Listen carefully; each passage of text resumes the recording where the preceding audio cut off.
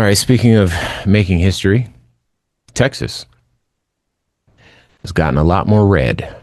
Uh, Texas Republicans have passed their gerrymandered congressional map, the one that was requested by Donald Trump. So we are here now. It's no longer a threat, it is a matter of record. Um, and so the fighting begins. They've drawn first blood.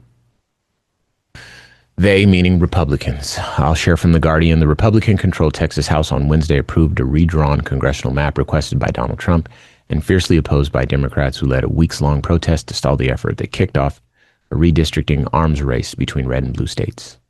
With the House's approval, the measure next goes to the state Senate, where it is expected to pass possibly as soon as Thursday. Before its passage, Democratic state representatives filed a series of amendments to the bill, which were voted down, but used the process to raise objections to taking up redistricting before flood relief, to House rules which require a police escort when leaving the chamber, and to the proposal itself, a mid-decade change which Democrats argue reduces the voting power of people of color in service to Republican political gains and further gerrymanders the state at the cost of democracy. Quote, this bill intentionally discriminates against Black and Hispanic Texans and other Texans of color by cracking and packing minority communities across the state of Texas, unquote, said Chris Turner, a Democratic representative from Arlington. Goes on to say it is a clear violation of the Voting Rights Act and the Constitution. So again, in Texas, they're making a lot of noise in Texas. That's probably the easiest way to describe what's going on down there.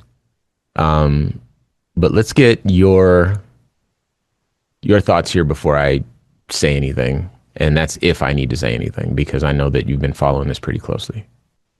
I've unfortunately been following everything pretty closely. Yeah, that's fair. I'm not making a secret of it, how uncomfortable and scary it's become to be a Black citizen of this country. Yeah. And that's something that's always been uncomfortable. But now, in a way where you feel like your worst nightmares can happen and then nothing would change. Those who love you would mourn you or miss you or not know where you are, demand things that would get no response. Those who are in charge in this country now have a complete disregard for the Constitution, for the rights of the people of this country, and no fear of ever being held accountable, because why would they think so? They break the law every day on television, on camera, on the internet, and nothing happens. Those same people go home to their families and their wives and their children as they're destroying families that look just like theirs. And I meant that the way that it sounded, because they're wearing masks, but we can still see that skin. And unfortunately, it's not all white skin.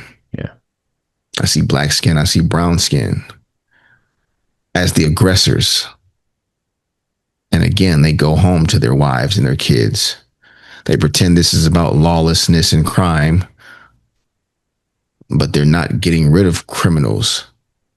They're getting rid of hardworking people while they're doing the right thing to go about gaining citizenship the right way, staking out immigration courts and picking people up with their papers in their hands. Immigrants hunting down other immigrants. A criminal married to an immigrant talking about crime and immigration as if he's on the right side of it. Representatives in this state gerrymandering the state to represent specifically white Republicans.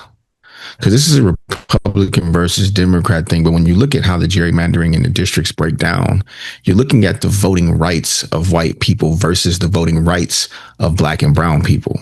Yeah.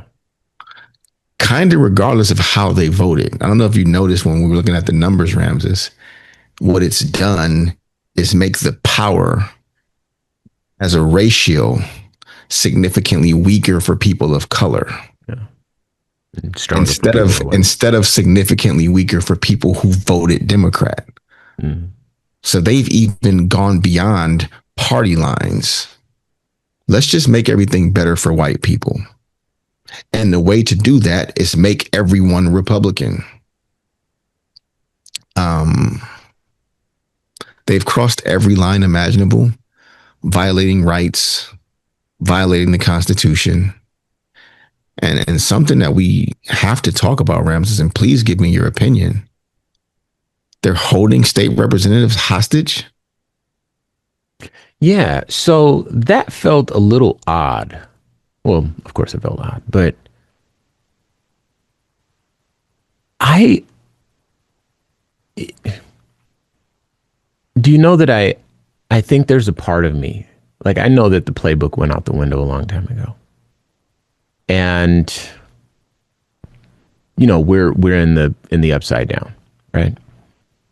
But there's a part of me that I think expects that there is going to be human decency still, despite there being political and economic disenfranchisement, despite there being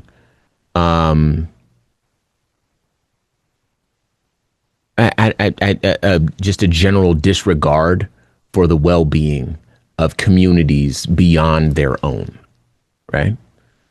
But there would be a general sense of like shared humanity. Like I could see that this is a human being in this predicament. And because I'm a human being, I've been endowed with a modicum of empathy. And therefore I can imagine what it must be like to be in that position. And I wouldn't like to be in that position. So I will not put them in that position physically. Right. But as often as I think there's a floor, I find myself surprised because it's like, well, that should be the floor, right? Holding somebody hostage to sign some. Okay, so what all does protesting mean in your mind? You know what I mean? Like why is it okay for you to be defiant,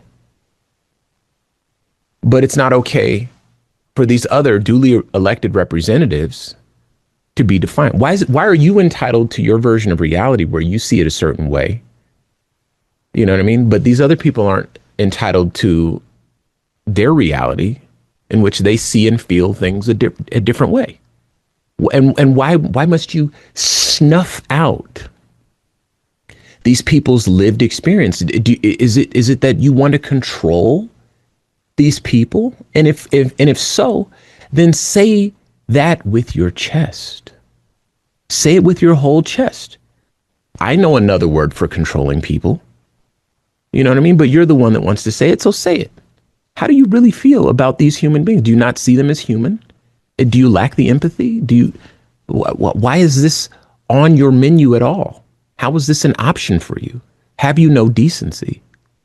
And I know I'm asking questions that have been long asked in all of the state houses across the country for the entirety of this country, but I'm having my moment right now where I'm like, wow. And I think that my impulse is to protect Black women because